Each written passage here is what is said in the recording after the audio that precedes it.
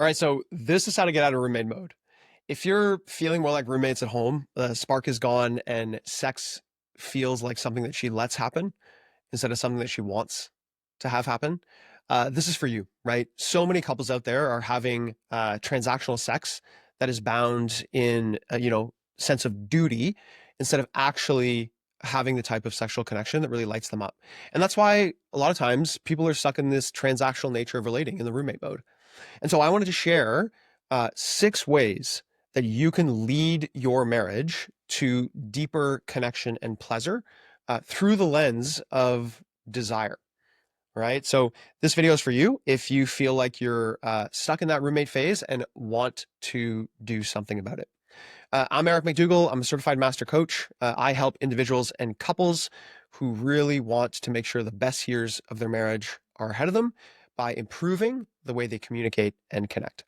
So the first step really is to learn to reconnect with yourself. I have seen so many people from the moment that they wake up, they're already in scarcity mode. They're already in being a human doing instead of being a human being. They are on the back foot. They're thinking about the kids, about staying busy, about running all the tasks, doing the errands, etc. And they are totally disconnected to themselves. They essentially are just living a life of running from one thing to the next. And then what happens is, the end of the day, when they finally do have time to connect with themselves, they realize their body's exhausted. They just need a break. They really can't do anything about it. So what do? They scroll on their phones, they watch a bit of TV, and then they go to bed. And this gets compounded over time, right? Sometimes for weeks, for months, or even for years.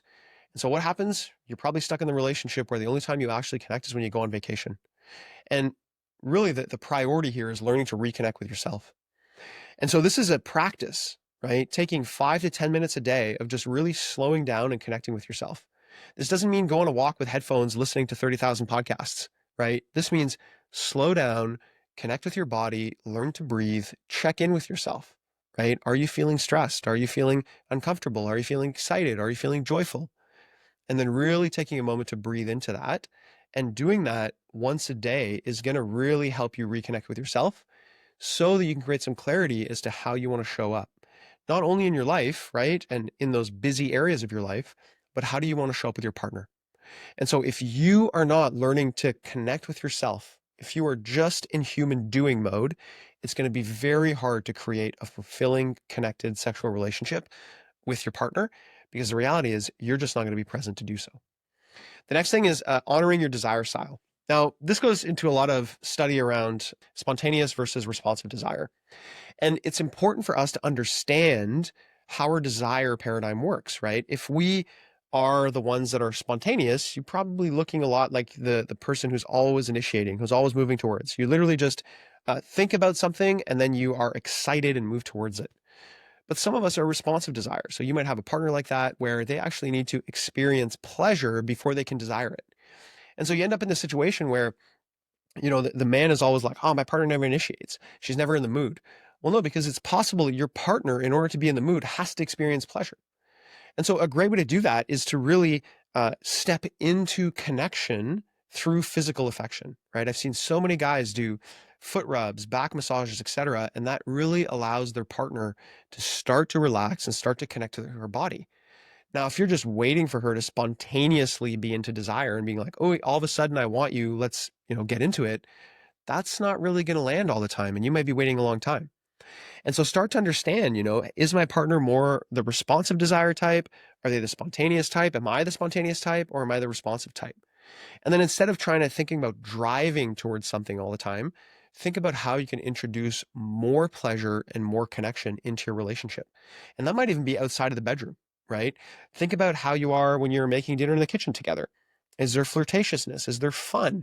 Do you dance together on the regular? Or do you just live a transactional relationship and then at the end of the day, you're like, hey, can we be knocking boots here? And no, of course, that's going to be hard for you and your partner to feel connected in that moment because there's not a lot of pleasure there. It's just like turn it on, right?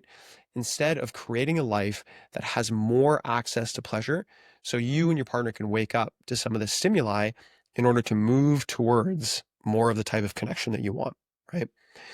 Number 3 is drop the performance pressure.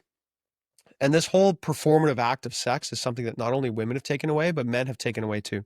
right? I remember when I was young in my relationship, it was like everything had to be fair and I had to make sure that she was being pleasured. And there's so many books around that. I'm not saying that's not important. Of course that's important, right? But what I really want all of you to understand is that if you are running a script in your head on how sex should go, you're already out of your body. And to be honest, your partner might be experiencing this as well, right? They might just be focused on, okay, we got to do it once a week in order to make sure that my husband stays happy and not annoyed. So I'm just going to go through the motions and make it happen. And all that has to do with this performance slash transactional nature of sex. And we want to move away from that, right? Really start to understand how you want to experience things in your body when you're connecting with your partner. Instead of thinking about what's going on, through your head and like, where am I going to go? How am I going to bring this here? Start to connect to your body. Think about your lips touching her lips. Think about your hand on her back, right? Think about the way you're hugging and holding each other and really start to breathe together. And that ability to get into your body is going to remove the performance pressure and is really going to allow you to be present and connected in that moment. And that's really where pleasure can start, right? Is through that presence and through that feeling of being connected, not only, right, in your mind, but also in your body, which is probably even more important if you want to have a great sex life. Step 4 is clean up your inner dialogue. Now, this is a big one. A lot of people don't talk a lot about this one, but the reality is that what you think about yourself is going to have an impact on your ability to desire others and to feel desirable. Now, if you have this story in your head, like I'm not good enough, I'm not doing enough, I'm overweight, I'm ugly, well, you're probably then going to project that idea onto others. And so when your partner, if you start thinking about pursuing your partner and you're like, oh, I want to connect with my partner tonight, immediately that's going to be like, well, remember, you're not attractive, you're not good looking, your partner probably doesn't want you. And that's going to put a lot of barriers between you and your ability to connect with your partner. And so a lot of us that have that inner dialogue that really kind of puts us down have a lot of trouble, not only feeling desirable, but connecting with others. So start cleaning that up. And if you feel like you need to do something different, right, start building some of that self-confidence in your life. We have seen time and time again that people who feel most confident, not only is that attractive to others, but they are actually more attractive themselves. They feel more desirable when they have that confidence. It's like the best version of themselves showing up. And so start to clean up some of that inner dialogue. Start thinking about the ways you're talking about yourself throughout the day and catch yourself, right? These are just thoughts. These are just things that you're telling yourself. Sometimes it's not even your own voice. It's like a voice of the past that you had, right? Somebody in your family of origin or maybe in a previous relationship. Start speaking kindly to yourself. Start building up your own self-confidence so that you can not only feel desirable, but open yourself up to being desired by another, right? Step 5 is build emotional safety first. Now we hear this all the time, right? And at this point, it's kind of a no-brainer. But the reality is that tension prevents connection. And so if there's like this, a lot of tension and you're both feeling guarded, well, you're not in connection with each other. You're just in self-protection. And for some people in relationship, they actually use the act of sex in order to avoid talking about tough, challenging situations. And that's how you get to a place where the sex that you're having is not really connecting because there's little to no emotional connection in it, right? It's just two people going through the motions of creating this transaction of sex so that they can not talk about what's actually going on. And so start to think about the emotional safety that you have in your relationship. Do you trust your partner? Do they trust you? Do they feel open enough and safe enough to open up to you? Do you do the same to them, right? Are you able to talk about some of your fears, some of your worries? If you're not able to do that, well, then your connection is going to be very limited, not only in the bedroom, but also outside of the bedroom. And so start asking yourself honest questions, right? Is there emotional safety in our relationship? Do I feel safe with my partner? Or am I constantly feeling insecure and need their approval? Do they feel emotionally safe with me to open up? Right? And start working towards clearing the air so that you can open your hearts up to each other and move into that connection. Because through that emotional safety is where the surrender is going to happen enough for each of you to open your bodies up and connect sexually in a beautiful way that feels good to both of you. And then the last one is really owning your sexual openness. And this is for men and women, right? We have gotten to a point in society where men are told to think about and be around sex in a certain way, and women are the same, right? For men, it's this idea of conquest. It's this idea of be strong, and that's how you should connect, and that's what should happen, and you should want it, right? But you really have to make it your own. I've seen so many men feel bad about their own sexual desire. And really, on the extreme of that, I've seen men be slaves to their sexual desire, which is, they can't deal with a relationship when their partner doesn't want to have sex with them. It's too much for them. They start freaking out, right? They're like, "No, we're married. You should be having sex with me because I need to have sex to function. Therefore, it's your job." Stop that. That is horrible, right? You need to own that you have sexual desire, but it's not your partner's responsibility to take care of that for you. You should be able to integrate that and keep that at bay, right? If the only way for you to function in life is for somebody to take care of your sexual desires, well, you're going to be feeling powerless all the time. And it's the same thing for women, right? Women have been told to be nice, to keep some of that fire hidden. And I think there's been a change, especially recently, which has been really great. But I think so many women are still catering to the male sexual ego in the relationship.